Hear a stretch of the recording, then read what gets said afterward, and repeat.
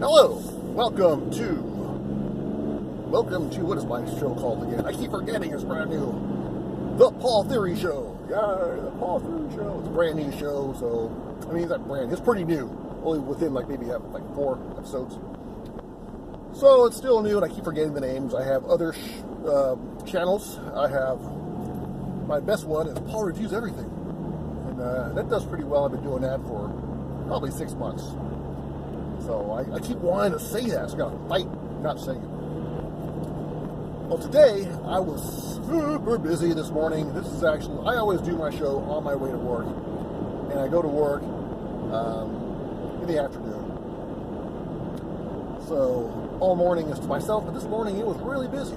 Plus I wanted to go mountain bike riding, so I had to sneak that in, and the garage door broke, I had to fix that real quick. So it was a really rushed morning, so I didn't really get a chance to really think about what I'm going to talk about. But I was convinced, I was determined that I will talk every day on my way to work for 15 minutes. That will be my show. The 15-minute going to work show. That's what I probably should call it. So what's going on? So there's been a couple of things that I guess I categorized in the back of my head, where there's some things that I thought about that I can talk about now, even though I haven't put much thought into it to discuss a whole show about it. But we'll just run with it. If you don't mind, I don't mind. So the one thing is, say for instance you are God, and this before anything, before you made the earth, before you made the universe, before you made anything captured on trailing. So it's just you chilling, or you're in your godly world, wherever that is, and you decide, you know what, I think I'm going to make a universe, and I want to make all these people and planets and stuff. What would be the easiest way to do it? What would be the fastest way, or if you're going to do it, how would you make it? How would you create it? Would you go out there and find a bunch of rocks, dirt, and throw them out in the universe, and have them spread out, get a bunch of water, and put them as the ocean, and all that stuff? Or would it just be easier to do a simulated universe? Hey, wait a minute, you know where I'm going with this, don't you? So think about a simulated universe. A simulated universe is like you're living. It's not nuts and bolts. It's not, it's just images. It's just like thought waves. It's not really real in a sense where it's like going to the movies. You know what I'm talking about? You go to the movies and you're looking at this big screen. And that screen could be anything. You could be in a Wild West. You could be in a future. You could be in a house. Because you're visualizing everything, but you're not really there. If you're looking at like you're walking on Mars, you're not really on Mars. You're just looking at a screen. That same screen could be anything. It's just reflective light. That screen could be countryside, it could be a barnyard, it could be all these different adventures, all these different things. But really, all you're doing is looking at reflective light. You know what I'm saying? So if you were going to create an experience for yourself, would you have to make the whole universe? Or do you need to just make reflective light? You know what I'm saying? Like a computer, same thing. Or, so it's like a bunch of people could be using different computers next to each other and having full different experiences. And at the movie theater, you have these multiplexes with 12 different theaters, 16 different theaters, different, rooms, whatever. Each group of people is watching a whole different movie, a whole different experience, but they're not in a whole different universe. They're just watching a different screen. So would it be easier just to make experiences for everybody in a simulated universe, or actually make the whole totality of everything? Well, it seemed like to me the obvious answer is to make a simulated universe. So, your experiences are real. Your experiences are real, in a sense. They're real to you, because you're experiencing everything. You're looking around, everything anyways, when you think about it, when you break it down to it, everything is everything that you view, everything you see, is what your mind creates of the data that it collects. You know what I'm saying? So you're not really out there. You're always in your head. Always. Even when it seems like you're outside, you're inside, you're always in your own personal theater. You're watching the world through your own personal theater in your head. You're never out of your head. So if your brain was whacked, if you're on acid or something, or you got something wrong with your brain, you could be seeing things, they're not really even there. Because they're not there. They're just a simulation of what's in your head. And they had shown, well, this is what I heard. I'm not 100% sure this is true, but just so you can look it up. Don't take my word for it. But my understanding, what I read at one point was that some of these virtual reality experiences, they're not out yet. I mean, they have virtual reality out now, but we got the cheap stuff. But they got the stuff that they're testing. Some of the stuff is so real that people are actually getting hurt physically because of what they're watching in their virtual reality experience. So they're experiencing something, and they're in it so long that your brain actually thinks that's the reality. And if something happens to you in your virtual world, it actually manifests in your actual physical. So if you got a bruise or something, you might actually get a bruise because your body is responding to what you're seeing. You know what I'm saying? Let's see. Hold on a second.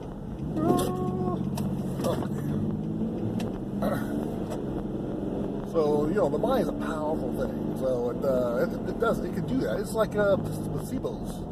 If you think something is going to work, you convince yourself it works. I say that I'm not sure about all medicine, but I think most medicine nothing really cures you. It just allows your body to cure itself. So a lot of it is mental, and I'm sure there's lots of proof of that. So really,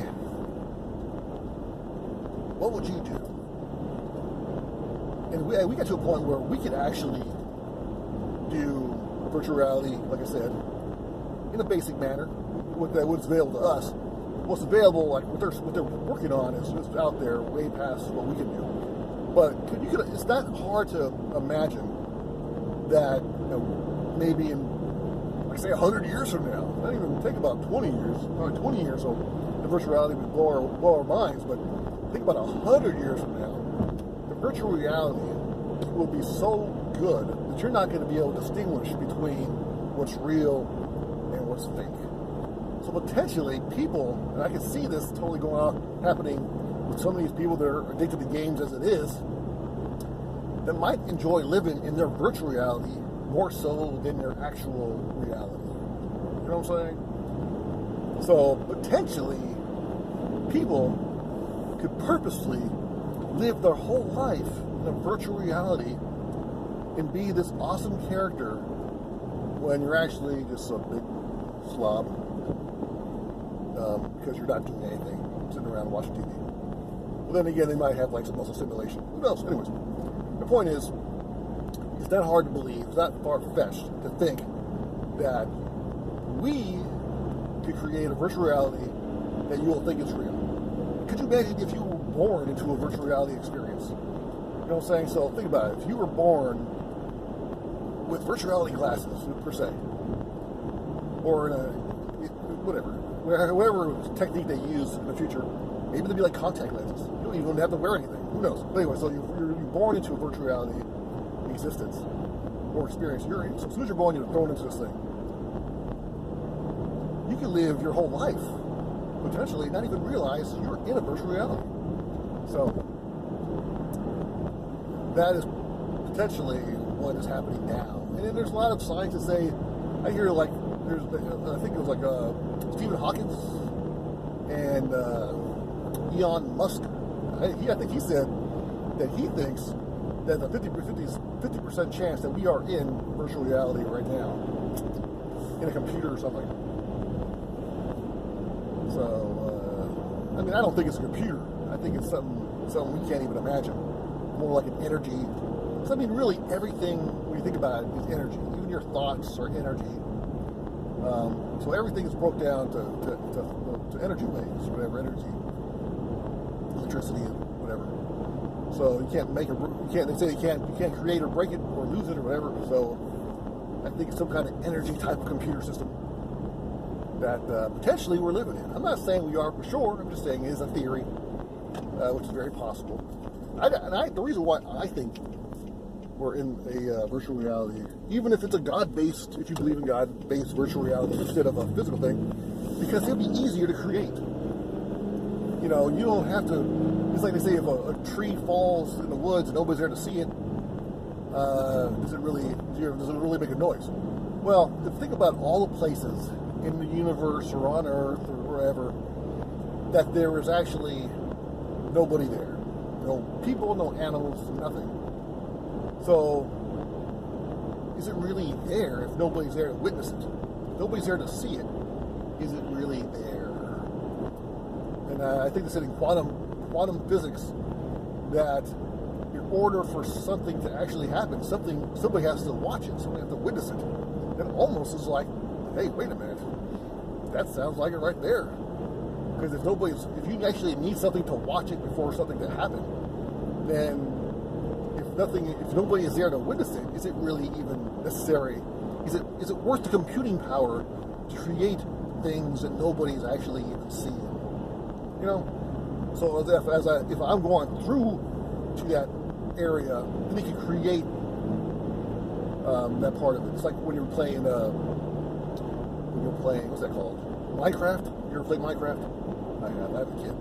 So, but it's really a fun game. But anyways, you can create your universe, but you can tell. I mean, when you're playing, you don't see the whole Minecraft world on your screen at once. As you're going along, it pixelates and creates it as it's going along. And you can see that happening, especially if you're going fast. You can see it kind of creating as it's coming along. So you're not seeing everything. So the computing is not done, so it's not always there at all times. And if you create more stuff, you're creating more memory. If you've been more places, you can see there's more memory that's been taking place. So if you don't go anywhere, if you stay in your bedroom all day long, your life doesn't need much computing power. Think about it. If you're just sitting there, your whole universe is your bedroom, then what's the point of creating everything else? There is no point. So, that's my thought. What do you think? Do you think we're in a virtual reality or a nut and bolts? I mean, to tell you the truth, the nut and bolt theory doesn't even make a sense, because when you break it down, if you look, you know, everything is made out of energy. Everything, if you go down, you keep looking micro, you see cells, and you see atoms, and you see quarks and all that stuff, whatever they call that stuff, quantum stuff.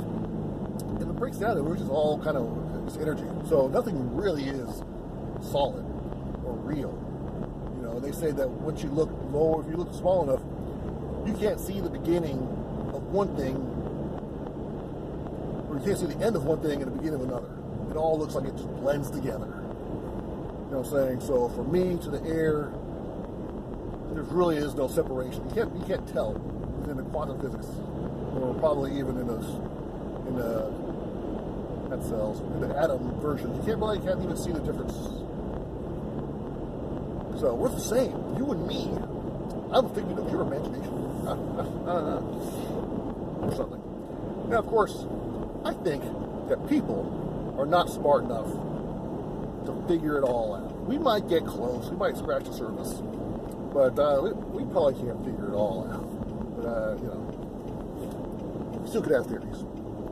All right, I think we're about done. I think I realized when I do my little show, if I leave one spot, I start my show always the same spot. It basically was the last light on a long straightaway. That's why you never see me stopping and stuff. By the time I get to the freeway here, it's about time for me to wrap it up. So, thanks for watching the Paul Theory Show. And remember that YouTube's not paying me anymore. No. So help me out, subscribe, hit like, and check out my book. I'm going to put the link in the bottom to my book, Hollywood Rehab. It is a fun action, thriller, romance, comedy, blah, blah, blah. With some conspiracy theories in there. Fun book. So check it out. Thanks again for watching. Bye. Stop.